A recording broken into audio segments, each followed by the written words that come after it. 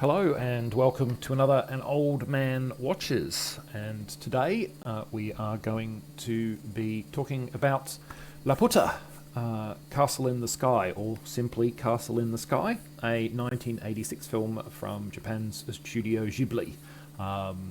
Released a couple of different times in English translation, most recently by Disney in 2005, I believe they did this out. They did a dub.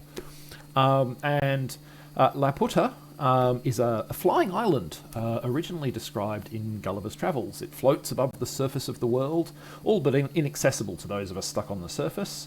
It's about 5 miles across, and it's held aloft by magnetic levitation.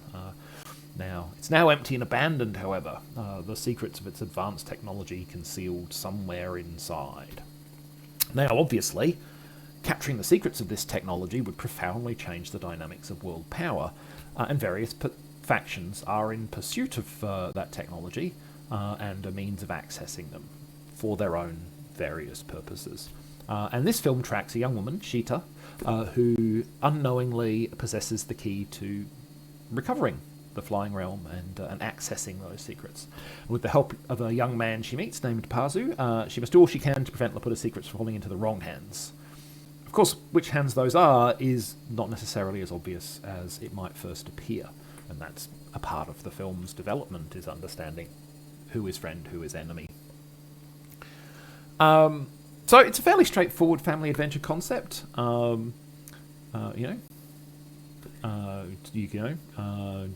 lots more money and lots more explosions, it could probably be a Michael Bay film. But it is very much elevated by really strong execution. It starts with a solid hook, it's expertly developed and delivered, and despite being fully 2 hours long, for me it never dragged or felt tedious to watch. So let's talk about it in a little more depth. So these days, Studio Ghibli is one of the better known names in animation. I mean, perhaps only Disney and Pixar are ahead of it. Maybe you'd argue for some others, but there wouldn't be many ahead of it. But in 1986, this was literally their first feature film. That's not to say it was the first film that the people at Studio Ghibli had ever made. For instance, Hayao Miyazaki, who was the co-founder of Ghibli and who directed this movie, had been working in animation for over 20 years by this point. I believe his career started in 1963.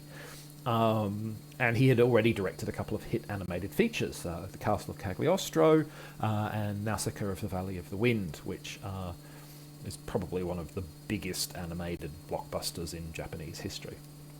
But this movie was Studio Ghibli's debut, even if it wasn't the debut of all the people involved. And the good news is it's an excellent start. If you enjoyed any of the other Ghibli films, you'll like this one too, I think.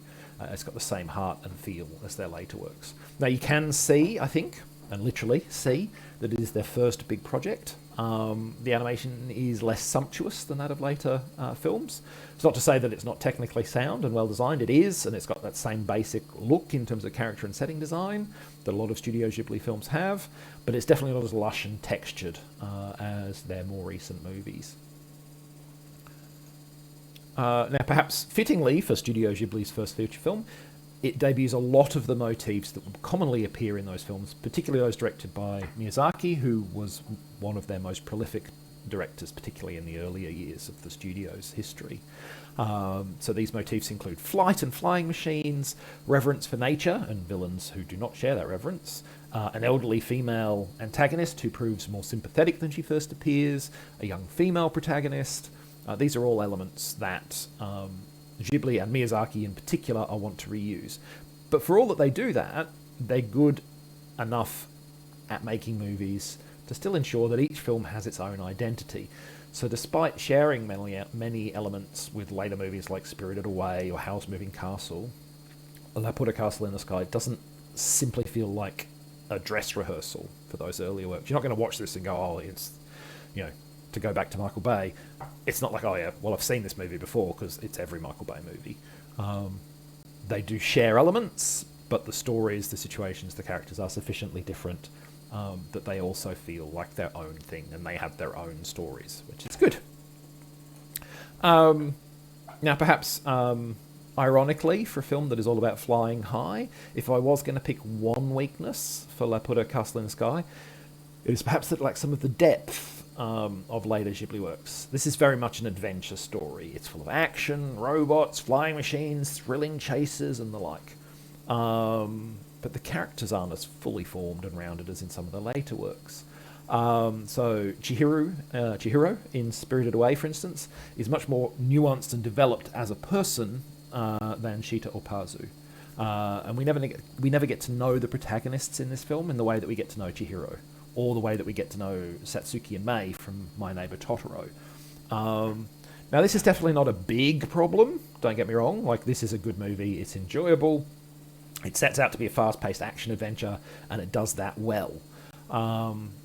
But for those who are used to Ghibli's demonstrated later skill in balancing both dramatic depth and action, and humour in many cases, that may be the biggest tell that this is an early project, that they're very much all in on the action here, and the characters are just developed enough for you to know who the good guys and the bad guys are, and who the comedic kind of sidekick characters are and the like, and to know who to root for.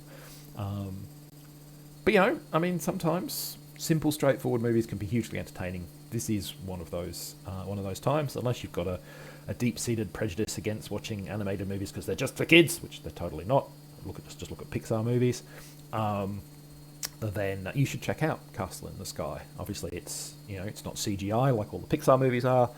It's old school 2D animation, but it's still a very, very, very nice looking movie with great designs and some really, really sterling sequences in it. So that's Laputa, Castle in the Sky. Next time, we'll be talking about 1959's The Wasp Woman, a Roger Corman production, and the last film of former Western star Susan Cabot, or Cabot. I'm not sure how her surname was pronounced. We'll go with Cabot, because it's